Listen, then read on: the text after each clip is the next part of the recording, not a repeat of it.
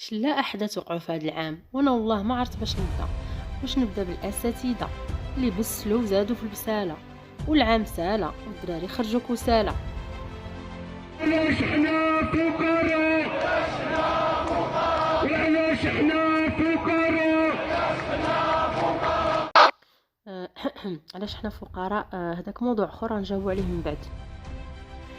ولا نبدا بهاد الكائنات الغريبه اللي غزاو المغرب، كبيسو كبيسو كلشي هادشي على حساب السبوعه اللي خلاو الرجال رجعوا دبوعه والناس منهم مفزوعه.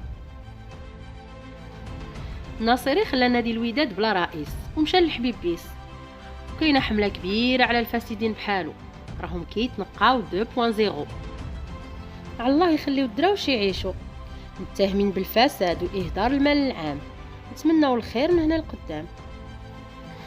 فزنا بتنظيم لاكوب دي موند 2030 وجيراننا بحال ديما حازنين، وحيت يديهم خفيفه ما كرهوش يشدوا الفيفا ويضربوا لها شي نتيفه. اهم انجاز من هذا الشيء كامل هو مصنع النخوه والرجوله، سرقوا الاضواء وخداو البطوله.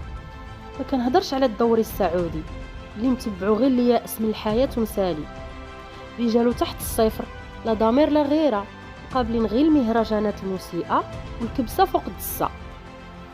كنهضر على الرجال اللي كل شيء ميدين تشاينا الا شخصياتهم. بسم الله هما طرحارقين ما عندهم حتى ورقه، لعبوا ماتش الالي وهزموا الخصم فوق الملعب ديالو بسباعيه نظيفه رغم تجهيزه باحسن الملاعب وباقوى لي سبونسور.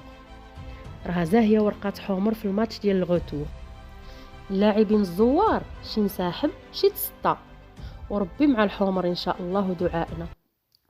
في شهر 9 حدث حزين نهار الجمعه بالليل اهتزت الارض في الحوز على العائلات والولاد اللي مشاو مساكن من الرقاد للرقاد.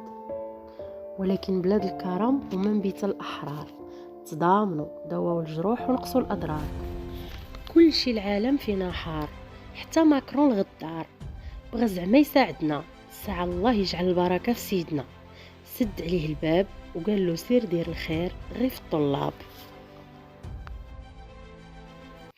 بالنسبة ليا الحدث اللي بقى راسخ في قلبي وأثر عليا هو التشخيص الخاطئ ديال ولدي.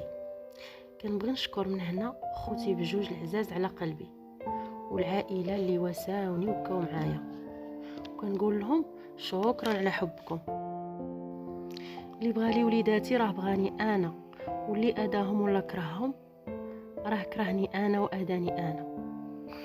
شكرا على المشاهده. وهذا العمل كيتطلب مني بعض الوقت، ولهذا ما كرهتش تشجعوني بواحد جيم ولا ابوني. كنتمنى لكم سنة إدارية سعيدة تكون مليئة بالصحة والسعادة والمسرات إن شاء الله.